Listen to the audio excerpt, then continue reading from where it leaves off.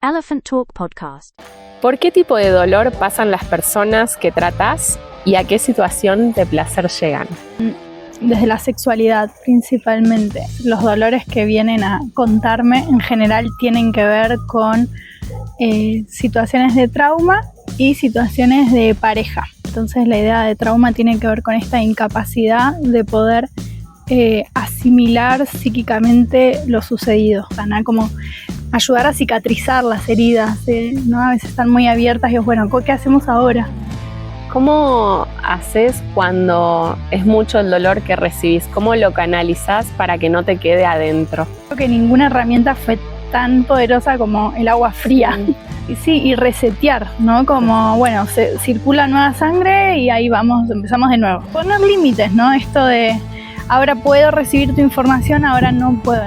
Las consecuencias de un abuso se agravan cuando esa niña o niño adolescente no tuvo protección después de haber revelado este secreto y este abuso. Si no podés hablar con las palabras, hablas con el cuerpo. El autoconocimiento es una gran herramienta porque esa es también la información que nos permite actuar. Con conocer el placer, el dolor, las heridas que tenemos, las fortalezas que tenemos, porque desde ahí podemos actuar con esa coherencia. Trabajar la idea de placer como algo de la libertad, o sea, transformar el placer a un estado de libertad. El placer a veces hoy en día se convirtió como en otro mandato y no queremos que ahora las personas como que estén, tengo que sentir placer, me tengo que divertir, tengo que tener un éxtasis y 1000 orgasmos.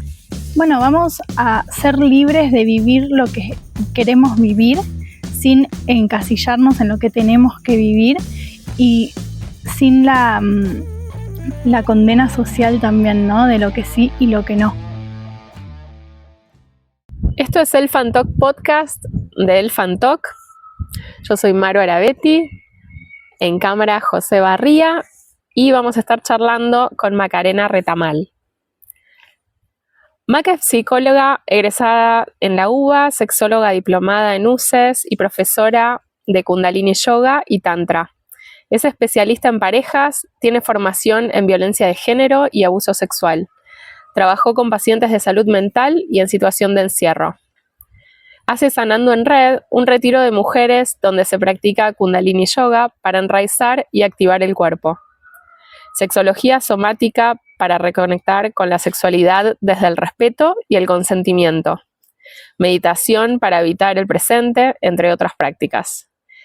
Trabajo integral del trauma del placer a través de un abordaje psicosomático para sanar cuerpo, mente y sexualidad. Para mí, el trabajo con el dolor y el placer es parte de mi misión en la vida y estoy comprometida con ayudar a las personas a encontrar su bienestar emocional, psíquico y sexual. Palabras tuyas, obvio. Y te quería preguntar, ¿por qué tipo de dolor pasan las personas que tratás y a qué situación de placer llegan? Bueno, trabajo con personas adultas, trabajo con masculinidades y también con feminidades y desde la sexualidad principalmente. Entonces los dolores que vienen a contarme en general tienen que ver con situaciones de trauma y situaciones de pareja, que a veces se vincula con traumas pasados en el área de la integridad psicofísica y sexual y a veces no. Entonces depende del abordaje, muchas veces trabajo con parejas en cuestiones vinculares y otras veces con cuestiones sexuales.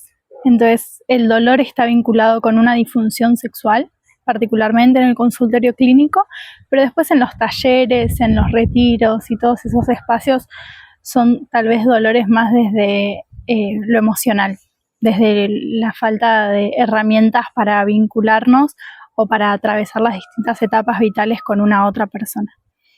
¿Y a qué lugar de placer llegan? Mi idea, mi propósito con eso es trabajar, o sea, no reemplazar, pero sí como trabajar la idea de placer como algo de la libertad, o sea, transformar el placer a un estado de libertad. Obviamente libertad asociada a la responsabilidad, ¿no?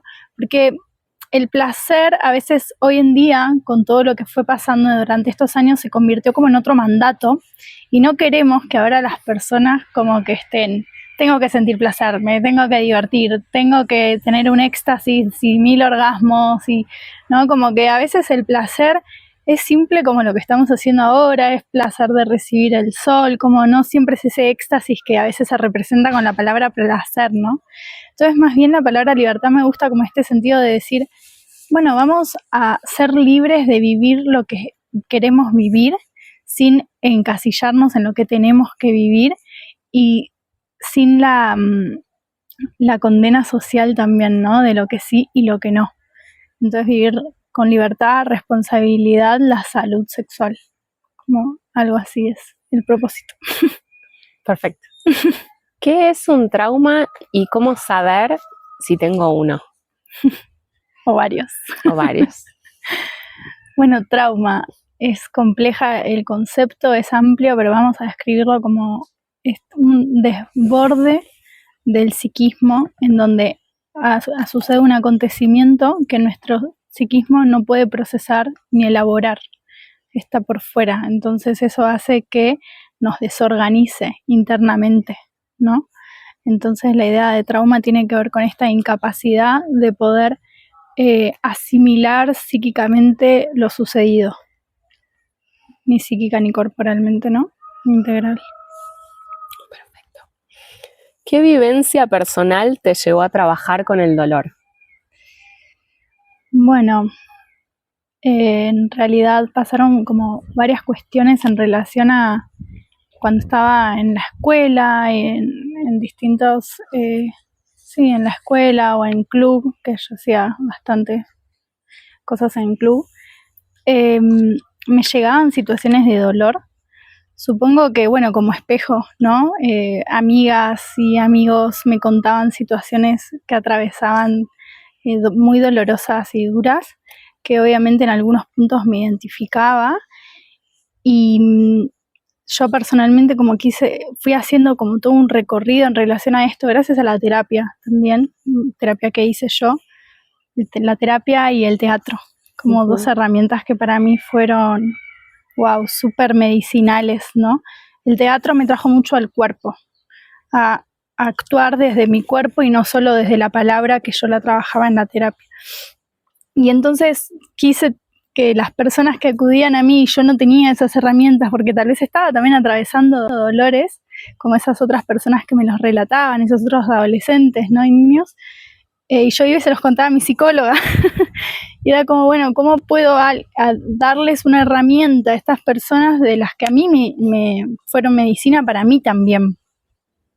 Entonces eso fue lo que me llevó a querer trabajar. O sea, tenías una empatía desde chiquita.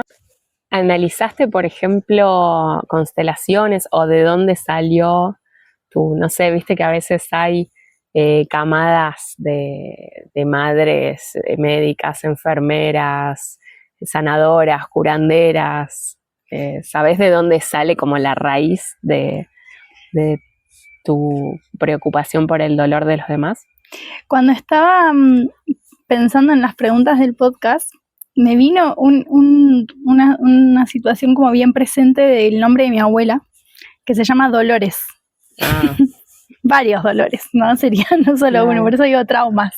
Claro. En general vamos atravesando distintas situaciones traumáticas, más intensas o menos, pero son varias. Entonces, bueno, sí, mi familia de alguna manera trabaja mucho con el servicio, ¿no? Mi abuela es docente, trabajaba en Tigre, en los barcos, en las escuelas rurales, o sea, tiene todo ahí como una vocación de servicio. Mi mamá es abogada y trabaja con niños y defendiendo los derechos de los niños y los adolescentes, y es abogada de familia. Entonces siempre ahí hubo en mi linaje como un intento, supongo, de reparación, porque yo creo que todo lo que nosotros hacemos es una forma de subliminar todo lo que necesitamos, ¿no? Entonces, como una forma de reparar. Para mí, mi trabajo es una forma de reparar a otras personas y también a mí misma. Claro. No reparar, ¿no? Acompañar, sanar, como ayudar a cicatrizar las heridas, ¿no? A veces están muy abiertas y bueno, ¿qué hacemos ahora? ¿Cómo haces cuando es mucho el dolor que recibís? ¿Cómo lo canalizás para que no te quede adentro? Bueno, de distintas maneras lo fui haciendo en cada etapa de mi vida también. Y depende del contexto en donde estoy, porque es esto que viajo mucho. Entonces, ponerle el contacto con la naturaleza siempre para mí es un regulador. Entonces, cuando termino las sesiones, para mí es súper importante tener un contacto o con el sol o caminar descalza. Acá en Bari lo que me gusta mucho El agua. El agua. Sí. Acá en Bari, o sea, lo que más extrañé de cuando estuve en lugares cálidos era que acá cuando yo terminaba de trabajar en el verano me iba al lago, me metía, me sumergía y se me reseteaba la cabeza. Era como algo impresionante. Creo que ninguna herramienta fue tan poderosa como el agua fría. Sí.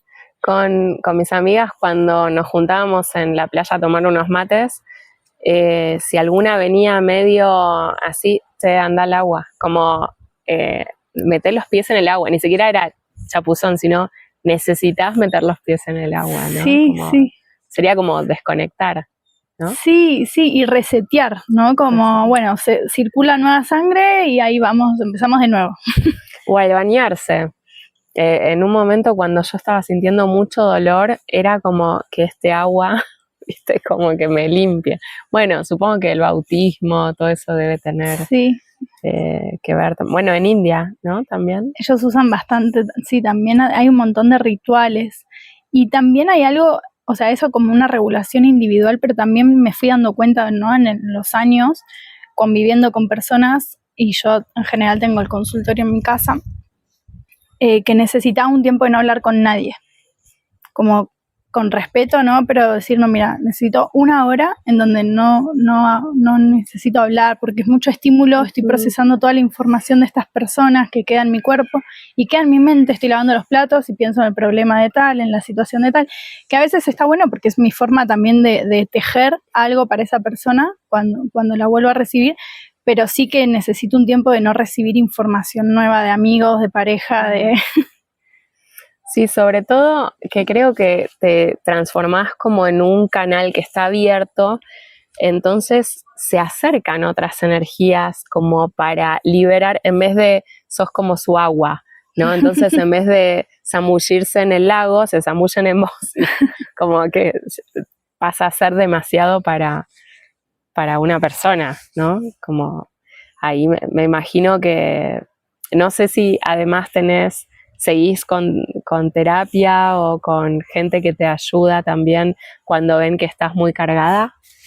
Sí, bueno, la meditación también me ayuda mucho, más a veces cuando tengo la cabeza muy cargada, la respiración primero, los pranayamas me ayudan un montón para volver a mi centro, y después sí también hago terapia, y otras herramientas que a mí me sirven mucho es ir al cuerpo, ¿no? Bailar. Claro. Entonces eso también me ayuda mucho porque me apaga un poco la mente, voy al cuerpo y ahí se libera bastante, que es lo que hago también con Kundalini, ¿no? Bueno, claro. Liberás ahí y después volvés. Y poner límites, ¿no? Esto de, ahora puedo recibir tu información, ahora no puedo, ¿no? Si hay una amiga, un amigo o alguien que está muy en una, yo también reconocer mi estado de disponibilidad para recibir eso. Claro. Y decir ahora sí, ahora no. Es parte de cuidarte. Sí. Sí, pero llevó tiempo aprenderlo. Como sí. Que también esta cuestión de puedo con todo, darlo, puedo recibir toda la información, ¿no? Es como creernos superpoderosas y bueno, bajar a lo real claro. De que no. ¿Cómo recuperar la confianza en nuestros vínculos sexoafectivos después de un abuso? Bueno, ese es un trabajo súper interesante. Que hacemos bastante en terapia con las parejas, porque muchas veces pasa que viene la pareja con una disfunción, no necesariamente sexual, a veces sí sexual, y que vemos que eso como que tiene una raíz en una situación de abuso, que en alguna microconducta de la pareja actual se está reactivando, a veces micro y a veces no tan micro, pero bueno, vamos a las micro. Entonces, claro, vemos que la profundidad del malestar está ligado a una situación traumática no elaborada previa, la carga, ¿no? O sea, no el malestar que genera que la pareja replique eso, pero sí la carga hay un poco de esa energía y esas emociones que vienen desde otros lugares, ¿no? Y que tal vez como no pudieron ser habladas, canalizadas, expresadas o mismo verbalizadas y tal como abuso, se reactivan con otras situaciones o con la pareja actual. Entonces, bueno, ahí es súper importante primero trabajar sobre esa situación sin la necesidad de que esa persona tenga que contar esa situación con su pareja, porque a veces pasa que es como, bueno, pero yo tengo que saber, no, o sea, a veces el acompañar no significa saber un lujo y en detalle qué es lo que esa persona vivió, pero sí entender cuáles son tus acciones del presente que están reactivando esta herida, ¿no? Claro. Entonces, cómo acompañar esa dinámica y esa pareja actual vinculándonos al presente, ¿no? O sea, bueno, no estoy en la misma situación que esa vez. Estoy en una situación nueva. Este sí es un espacio seguro, sí lo es, porque a veces pasa que no, porque también elegimos y seguimos eligiendo parejas que con distintos tipos conocido. De violencia, exacto, tal vez no es violencia física, en ese caso es violencia económica o violencia psicológica. Y quieras o no estamos repitiendo, entonces bueno, también es reconocer qué estoy eligiendo. Hoy una persona que no acepta mi límite, una persona que solo se basa en su placer, o una persona, bueno, también es importante ver eso. Con Laura Gutman, con Biografía Humana, entendí que uno busca un poco en las parejas, en las relaciones sexoafectivas,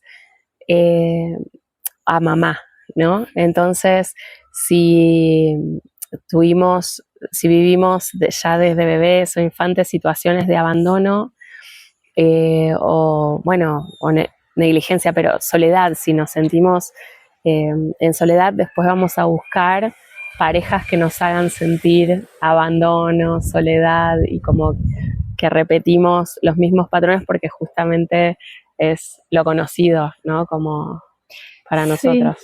Sí, a veces en general tiene que ver con algo conocido. Por eso no tenemos el sistema de alarma que nos permite darnos cuenta que esa situación nos pone en peligro o no nos hace bien, porque ya la vivimos. Entonces nuestro sistema de alarma no se enciende porque es algo de lo conocido. Claro. Y también muchas veces en este reparar, sin darnos cuenta todo el tiempo estamos reparando, ¿no? Nosotros en el sueño estamos elaborando para reparar. Entonces muchas veces la elección de estos vínculos es como una forma de pensar que, bueno, ahora sí va a poder ser algo diferente, ahora sí no me van a abandonar o voy a hacer algo diferente. Entonces la persona tal vez es súper complaciente, porque si yo hago esto, claro, voy a cambiar esa realidad que también me pertenece en mi pasado. Bueno, son ideas, no ilusiones de la mente, pero inconscientes muchas veces, por eso es importante hacerlas conscientes, traerlas, ¿no?, al cuerpo, a lo real. No, y desde el yoga Kundalini y la meditación poder salirnos también un poco del cuerpo y poder observar nuestras emociones, ¿no? Como poder desapegarnos del conflicto para verlo desde otro ámbito, desde otra altura. Sí. Ahí la idea como en eso es como poder, trabajar en lo que el cuerpo está percibiendo, como en la coherencia, en esa unión, ¿no?, entre mente, cuerpo, alma, emociones, y poder desapegarte de eso para mí está bueno porque te permite ver qué es lo que estás sintiendo, qué es lo que estás pensando y cómo ese circuito opera en cómo actúas, en qué es lo que haces. Claro. Bueno, ¿cómo volver a conectar con nuestro cuerpo? ¿Qué herramientas usas? Ya lo explicaste, pero ¿cómo harías hoy, ahora, si soy tu paciente? Consultante. Consultante. ¿Cómo se opera por dónde empezás? Bueno, eso está bueno porque en general suele pasar que las personas que evidenciaron traumas, cuando estamos hablando en este caso traumas sexuales, ¿no? Hay otros tipos de trauma. Y en general son personas que están muy disociadas entre lo que sienten y lo que piensan. Hay una desconexión total. Entonces el principal trabajo es intentar asociar esa información, ¿no? Que ese cuerpo sea un lugar seguro para habitarlo con esa mente, con esa psiquis. y que empiecen a registrar esas emociones como algo que te da la dirección y que están a tu favor, porque en general la persona que está vivenciando un trauma y que está usando un mecanismo defensivo que es la disociación como un mecanismo establecido, ¿no? Porque en un momento ese mecanismo funciona porque nos permite estar en una situación compleja, pero lo que suele pasar es que entonces se instala no solo ante situaciones conflictivas, sino ante cualquier situación que me genere miedo. Entonces aparece la disociación como algo establecido. Entonces trabajamos bastante en intentar generar... ¿Cómo notas que hay una disociación? No hay... ¿Lo nota el consultante o vos te das cuenta? Bueno, en general, a partir del discurso del consultante lo registramos juntos, ¿no? Como esta o falta de conexión emocional o falta de conexión con el dolor o con el placer corporal. ¿Podrías dar un ejemplo? Bueno, por ejemplo, en las mujeres que tienen sexo sintiendo dolor durante años. Y no registran el dolor, pero no hay una asociación cognitiva de esto duele, entonces freno. Claro.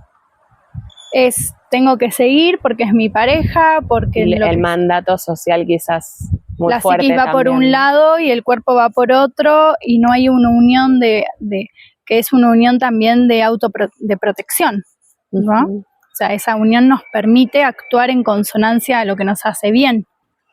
Y puede ser que, por ejemplo, ¿no? Como en ese caso sea de protección hacerlo, así como el mandato social es, bueno, yo estoy con esta pareja, tengo que tener sexo, me duele, no quiero, pero si yo digo que no quiero, pasan un montón de otras cosas, así que mejor lo hago. Que me parece que sucede también un montón, ¿no? Como meterte ahí en la autopista como es más seguro. Claro, es que por eso es un mecanismo de defensa, porque en algún punto realmente nos defiende de algo que creemos que es peor, claro, pero sin darnos cuenta que tal vez es mucho más grave para nosotras mismas lo que estamos haciéndonos, que eso que pensamos, que esas consecuencias que creemos que podemos tener.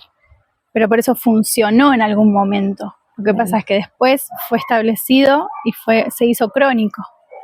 Claro. ¿Qué consejo le darías a la niña que fuiste? A la niña que fui. Qué linda pregunta. Le diría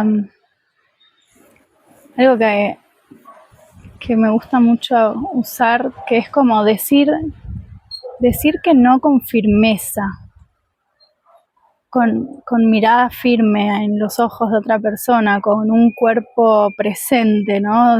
Decir que no, como sentirme segura diciendo que no, no sentir el miedo al no. Segura integralmente, digo. Claro, como abrazarle y decirle va a estar todo bien. Te digo que no, pero te quiero y vas a estar bien.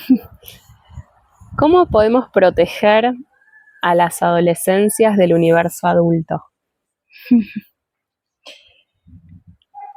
Bueno, creo que hoy las adolescencias y las infancias, por suerte, no por suerte en realidad, por todo el trabajo social y todo este tejido que fuimos armando a partir del sufrimiento de las generaciones anteriores, están viviendo otra realidad.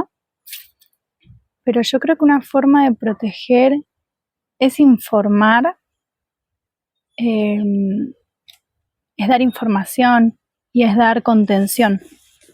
Es dar apoyo, es ser red, ¿no? Saber ser red, saber que ante cualquier situación que suceda es seguro poder contarla.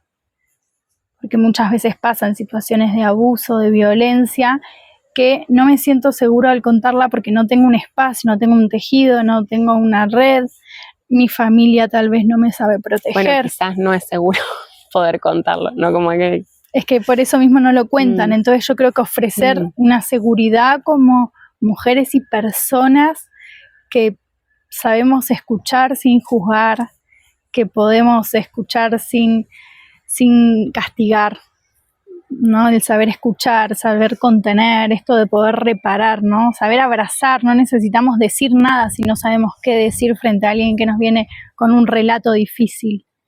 O sea, esto sería más que nada, uno ya no puede cambiar a su madre y la experiencia que vivió con su madre. Estaba pensando justo en casos que conozco de mujeres que cuando le contaron a las madres lo que había pasado, les dijeron que era mentira, que ellas se los buscaron, que son tal y cual cosa, y ellas eran las responsables, siendo nenitas, ¿no?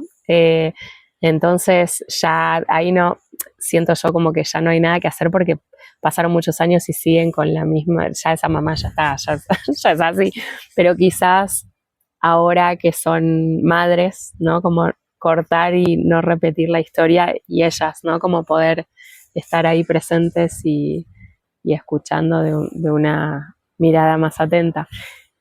¿Conoces Canticuénticos? Sí, Es muy hermoso. Bueno, la canción esa de Los secretos hacen mal, me encanta porque llegan mucho a las infancias sí, y realmente, bueno, yo lo viví y creo que muchas personas abusadas que pensás que sos culpable, entonces lo metes como en una cajita en tu memoria y te la olvidás ujú, hasta que en algún momento sale por algún lado. Pero era eso, el secreto, como que el que te contamina. Entonces, cada vez que ahora viene alguien y encima por pavadas a querer contarme secretos, es ¿por qué?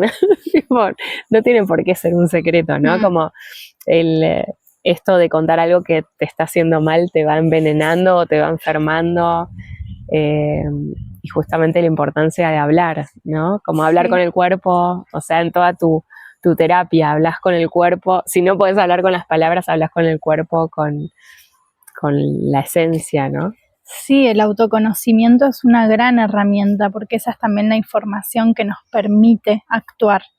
Entonces también en las terapias trabajamos mucho con conocernos, con conocer el placer, el dolor, las heridas que tenemos, las fortalezas que tenemos, porque desde ahí podemos actuar con esa coherencia.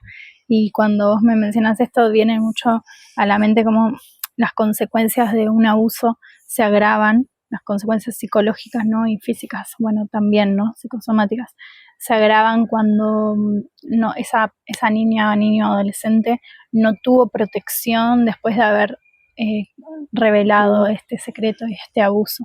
Claro. Es diferente las consecuencias posteriores después de un abuso cuando esa persona, esa niña, personita, niño, pudo relatarlo con lo difícil que eso es y tuvo protección del adulto, de una institución, de la escuela, del centro de salud, del vecino, de la vecina, que no significa denunciar, sí significa acoger. Sí. ¿Menopausia o plenipausia? Plenipausia. ¿Por qué? Bueno, porque siempre hubo socialmente y hay como este peso, ¿no? De, bueno, cuando empezás a menstruar ahora es un problema, porque empezás a menstruar y podés quedar embarazada y siempre, ¿no? El mandato que nos dieron sobre nuestras etapas vitales. Y cuando estás en plenipausia, en menopausia, ahora ya está, se terminó tu vida, es casi considerada como una enfermedad socialmente, social e internamente, ¿no? Es importante empezar a cambiar el concepto, como en el lunario justamente hablamos sobre plenipausia, y esto de empezar a tener un concepto diferente sobre las etapas vitales que atravesamos, porque los conceptos que hoy tenemos en nuestra mente están muy vinculados a los medios de comunicación, a las redes sociales o a mitos sociales, ¿no? Como que se termina la vida Además erótica. es como que nuestro valor es tener hijos, entonces en realidad ya no tenés nada que hacer porque ya no podés tener hijos, entonces ya estás como que se terminó. Ya no, sí. Sí, por eso es importante cuando hablamos de salud sexual, que no es solo salud sexual y reproductiva, es salud sexual, porque la sexualidad va más allá de la reproducción, ¿no? Y de hecho se dice que en la plenipausia comienza una etapa muy interesante porque la sexualidad está solo ligada al placer o al bienestar o al disfrute o al lo hago porque quiero gozar, no es que quiero reproducirme, lo hago porque quiero pasar un buen momento. Entonces es importante como empezar a quitar esos mitos y a entender que es una etapa vital más y que se puede vivir muy plenamente. ¿Cómo vivir la perimenopausia? ¿Cómo encararla? No echarle la culpa de todo. Creo que me parece que es importante, que hay un montón de cosas que van pasando que tienen que ver con esa etapa de la vida y esos cambios biológicos y fisiológicos, pero no todos los cambios dependen de eso. No todos tus estados de irritabilidad van a depender de eso. Sí. También hay otras cosas que nos pasan, claro, y que tal vez hay que hacernos cargo. Es como echarle toda la culpa a la premenstruación, ¿no? Claro. A la fase... Está bueno igual. Está bueno porque alivianar nos permite... un poco la carga. Sí, pero a mí también me parece que es importante, por lo menos relacionada a la fase premenstrual, me parece la fase más hermosa porque nos revela información, en realidad. Tenemos menos tolerancia a cosas que en realidad tal vez no deberíamos estar tolerando. Claro. Entonces tal vez se trata de un poco lo que trabajamos con mi colega Macarena Aymen, que ella es ginecóloga y sexóloga, con las mujeres que están en perimenopausia o en plenipausia, es tomar este aprendizaje cíclico que tuvimos durante tantos años de menstruación, tomar esos aprendizajes para entender en esa fase nueva cuándo frenar, cuándo activar, cuándo es importante escuchar mejor el cuerpo. Entonces los ciclos que antes se daban por las fases y por los cambios hormonales, hoy los podemos tomar en plenipausia como un aprendizaje adquirido y usarlos a nuestro favor. Y esta pregunta debe ser la más popular. ¿Cómo recuperar la libido después de muchos años de convivencia, niños de por medio? Sí. O bueno, en perimenopausia, en menopausia, lo que es esa edad, más o menos. Uh-huh. Yo creo que es importante tomar responsabilidad de nuestro erotismo, de nuestro placer. Creo que es importante empezar, como estamos reestructurando los vínculos. Muchas veces hoy tal vez se fue un poco la idea de la monogamia o relaciones abiertas y son formas de explorar lo vincular. Creo que hay más trabajo interno todavía antes que abrir una pareja, ¿no? De responsabilizarnos de nuestro erotismo, claro, registrar qué relación tenemos con esa sexualidad que le estamos exigiendo a la otra persona, cómo nos vinculamos individualmente con esa sexualidad, porque tal vez esto se ve mucho en que las mujeres tienen menos deseo, pero el hombre no significa que tenga más deseo, porque muchas veces su masturbación o su interés por el coito tiene que ver más con una descarga que con un placer. Entonces, al fin y al cabo, ninguno de los dos está viviendo la sexualidad desde el deseo, desde el goce, desde el placer, sino más bien como una forma, una práctica cotidiana más, ¿no? En donde ella está más habilitada tal vez y para nosotras menos habilitada psíquicamente, ¿no? Entonces, ¿cuánto lugar tiene en nuestra mente? Y también empezar a reconocer el deseo más allá del otro, más allá de la pareja, más allá del deseo de penetración y más allá del deseo de acción, o sea, no porque tenga deseo tengo que accionar. Entonces empezar a identificar el deseo más allá de lo que se espera que tiene que ser desear. Claro. Bueno, esta pregunta da para mucho más, para hablar bastante, así que probablemente te convoque a una segunda vez. Te quería preguntar ¿qué es y cómo se usa mi lunario? Bueno, Mi lunario es un libro que autopubliqué hace unos meses, que lo terminé de hacer acá en Bariloche. ¿Lo tenés para mostrar? Sí.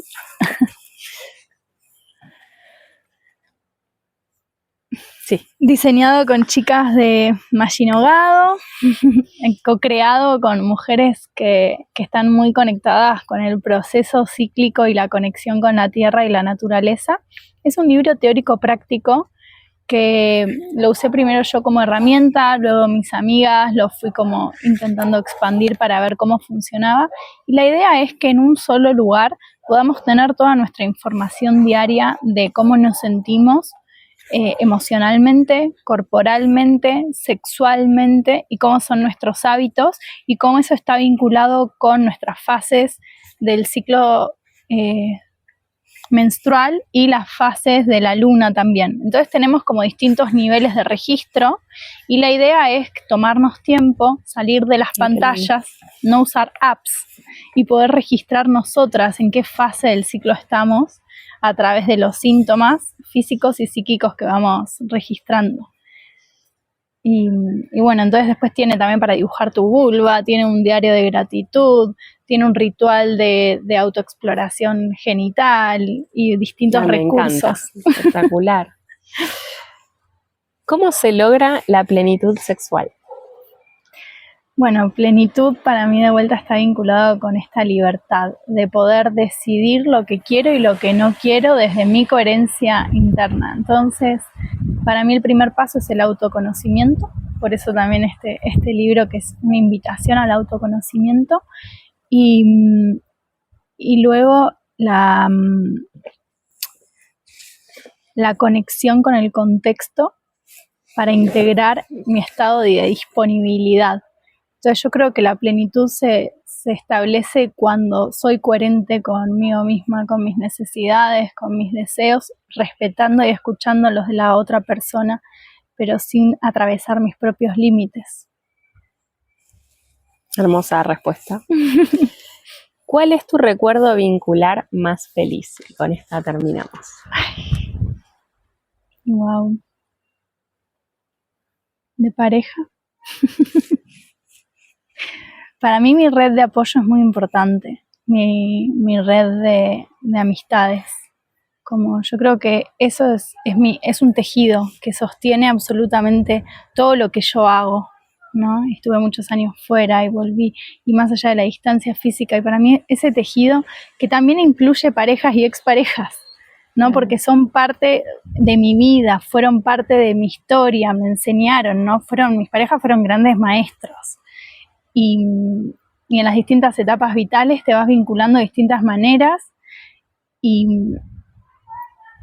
no sé, lo más feliz para mí tiene que ver con... ¿Algún recuerdo que te active?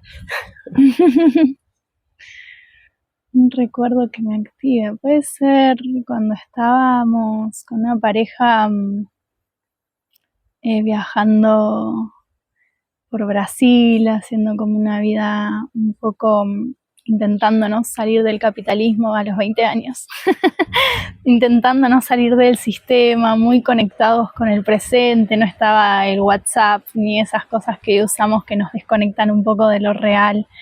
Entonces esos momentos los recuerdo muy lindos. Un montón, sí. Un montón, el celu es tremendo. Así que esos recuerdos vinculares de poder estar plenamente ahí sin importar todo lo que estuviera pasando alrededor por otros lugares que no sean ese instante y ahí redescubriendo, ¿no? mis deseos, mis límites, vincularmente y también personal, profesionalmente, como fue un momento de mucho reencuentro individual. Me corté el pelo cortito.